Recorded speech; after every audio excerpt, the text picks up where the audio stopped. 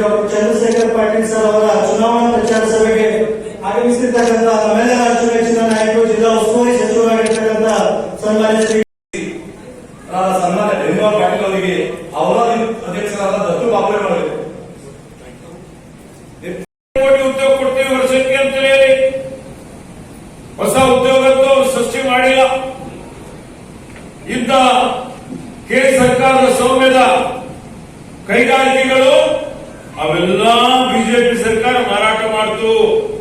ನವರತ್ನ ಕಂಪನಿಗಳು ನೋಡಿದ್ದೀರಿ, ಅನೇಕ ಕಂಪನಿಗಳು ಅವರು ಮುಚ್ಚಿ ಆ ಕಂಪನಿಗಳ ಬೆಲೆ ಬಾಳುವ ಭೂಮಿ ದೊಡ್ಡ ದೊಡ್ಡ ಪಟ್ಟಣಗಳಲ್ಲಿ ಅವರು ಉದ್ಯೋಗಪತಿಗಳಿಗೆ ಮಾರಾಟ ಮಾಡಿಕೊಂಡ್ರು. ಏರ್ಪೋರ್ಟ್ ಮಾರಾಟ ಮಾಡಿದ್ರು, ಬಂದರುಗಳು ಮಾರಾಟ ಮಾಡಿದ್ರು. ಅಂಬಾನಿದು ಜಿಯೋ ಸಹಾಯ ಆಗಬೇಕು ಅಂತೇಳಿ BSNL ಅದನ್ನು ಹಾಳು ಮಾಡಿದ್ರು.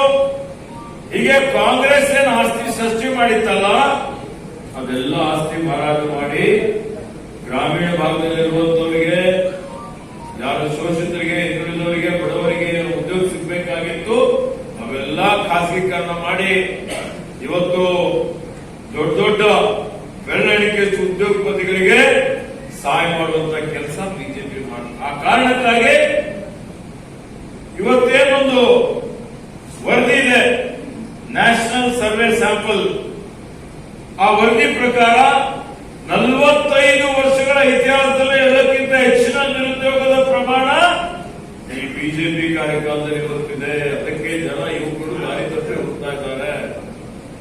ಅದಕ್ಕೆ ಆತ್ಮೀಯ ಬಂಧುಗಳೇ, ಇವತ್ತು ನಮ್ಮ ಕಾರ್ಯಕ್ರಮ ನೋಡಿ, ಪದವೀಧರಿಗೆ ಸಹಾಯ ಆಗಬೇಕು, ಆರ್ಥಿಕವಾಗಿ ಅವರಿಗೆ ಬಲ ಕೊಡಬೇಕು ಅಂತೇಳಿ ನಾವೆಲ್ಲ ಯುವ ನಿಧಿ ಕಾರ್ಯಕ್ರಮ ಮಾಡಿ ಯಾರ್ಯಾರು ಪದವಿ ಮುಗಿಸಿದ್ದಾರೆ, BA, BSc, BCom, BLLB, engineering, pharmacy, ಯಾವುದೇ ಪದವಿ ಮಾಡಿದ್ರು ಅವರಿಗೆ ಉದ್ಯೋಗ ಸಿಕ್ಕಿಲ್ಲ ಅಂತ ಹೇಳಿದ್ರೆ ಅಂತವರಿಗೆ ಇವತ್ತು ನಾವು ಪ್ರತಿ ತಿಂಗಳು ಅವರಿಗೆ 3,000 ರೂಪಾಯಿ ಅವ್ರ ಖಾತೆಯಲ್ಲಿ ಜಮಾ ಮಾಡುವಂತ ಕೆಲಸ ಯಾರಾದ್ರೂ ಮಾಡಿದ್ರೆ ಅದು ಕಾಂಗ್ರೆಸ್ ಪಕ್ಷ ಮಾಡಿದೆ, ನಾವು ಮಾಡಿದ್ದೇವೆ.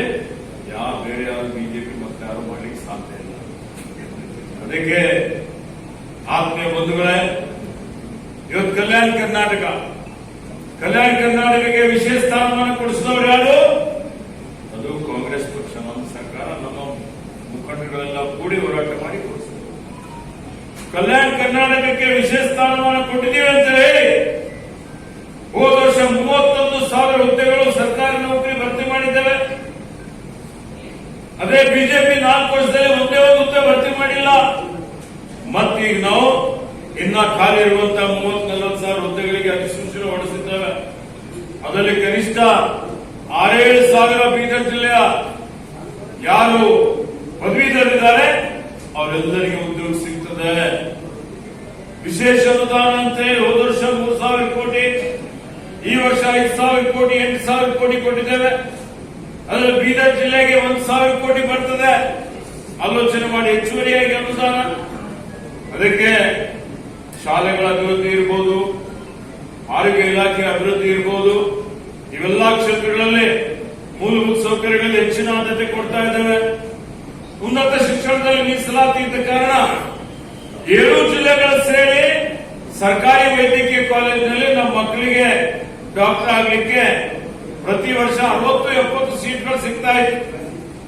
ಈಗ ಉನ್ನತ ಶಿಕ್ಷಣದಲ್ಲಿ ನಾವು ಮೀಸಲಾತಿ ಕೊಟ್ಟಿದ್ದಕ್ಕಾಗಿ ಪ್ರತಿ ವರ್ಷ ಇವತ್ತು ಕಲ್ಯಾಣ ಕರ್ನಾಟಕ ಭಾಗದ ಸುಮಾರು 700 ಮಕ್ಕಳಿಗೆ ವೈದ್ಯಕೀಯ ಕಾಲೇಜುಗಳಲ್ಲಿ ಪ್ರವೇಶ ಸಿಗ್ತಾ ಇದೆ.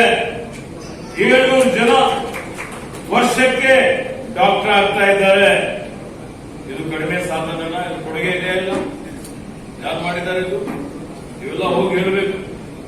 ಅದಕ್ಕೆ ಪದವೀಧರಿಗಾಗಿ, ಶಿಕ್ಷಕರಿಗಾಗಿ ಯಾರು ಶಿಕ್ಷಕರಿದ್ದಾರೆ ಅವ್ರಿಗೆ 7ನೇ ವೇತನ ಆಯೋಗ ಅನುಷ್ಠಾನ ಮಾಡಲಿಕ್ಕೆ ಈಗ ಮುಂದೆ ಮಾಡ್ತೀವಿ ಅಂತ ಹೇಳಿದ್ದೇವೆ. ಇವತ್ತು ಓಲ್ಡ್ ಪೆನ್ಷನ್ ಸ್ಕೀಮ್ ಬಗ್ಗೆ ಪರಿಶೀಲನೆ ಮಾಡ್ತಾ ಇದ್ದೇವೆ. ಉನ್ನತ ಶಿಕ್ಷಣದಲ್ಲಿ ಏನಿವತ್ತು ಅತಿಥಿ ಶಿಕ್ಷಕರಂತ ಉಪನ್ಯಾಸಕ ಕೆಲಸ ಮಾಡ್ತಾ ಇದ್ರು, ಅವ್ರ ಸಂಬಳ 40,000ಗೆ ಏರಿಕೆ ಮಾಡಿದ್ದೇವೆ. ಇವತ್ತು ಇವೆಲ್ಲ ಕೆಲಸ ಬರೀ ಕಾಂಗ್ರೆಸ್ ಮಾಡಬಹುದು, ಬಿಜೆಪಿ ಮಾಡಲಿಕ್ಕೆ ಆಗಲ್ಲ. ಹೀಗಾಗಿ ಡಾಕ್ಟರ್ ಚಂದ್ರಶೇಖರ್ ಪಾಟೀಲ್ ಅವರಿಗೆ ಬಹುಮತ ಕೊಟ್ಟು ಗೆಲ್ಲಿಸಿಕೊಟ್ಟಿದ್ರೆ ನಮ್ಮ ಕೈ ಬಲಪಡಿಸಿದಂಗೆ ಆಗ್ತದೆ. ನಾನು ಉಸ್ತುವಾರಿ ಸಚಿವನಿದ್ದೇನೆ, ನಮ್ದೇ MP ಬಂತು, ನಮ್ದೇ MLC ಬಂತು ಅಂದ್ರೆ ಮುಖ್ಯಮಂತ್ರಿಯವರ ಹತ್ರ ಹೋಗಿ ಹೆಚ್ಚಿಗೆ ಅನುದಾನ ತಂದು ವಿಶೇಷ ಕಾರ್ಯಕ್ರಮಗಳನ್ನು ಮಾಡಿ ಬೀದರ್ ಜಿಲ್ಲೆ ಇನ್ನು ಎತ್ತರಕ್ಕೆ, ಇನ್ನು ಹೆಚ್ಚಿನ ಅಭಿವೃದ್ಧಿ ಮಾಡಲಿಕ್ಕೆ ಸಾಧ್ಯ ಆಗ್ತದೆ ಅನ್ನುವಂಥ ಮಾತನ್ನು ತಮ್ಮಲ್ಲಿ ಅದಕ್ಕೆ ಆತ್ಮೀಯ ಬಂಧುಗಳೇ, ವೀಕ್ಷಕರೇ, ಈ ವಿಡಿಯೋ ನಿಮಗೆ ಇಷ್ಟ ಆಗಿದ್ರೆ ಈ ಕೂಡಲೇ ಸಬ್ಸ್ಕ್ರೈಬ್, ಕಮೆಂಟ್, ಲೈಕ್ ಮಾಡಿ ಹೊಸ ವಿಡಿಯೋಗಳನ್ನು ಮಾಡಲು ಬೆಂಬಲವನ್ನು ನೀಡಿ.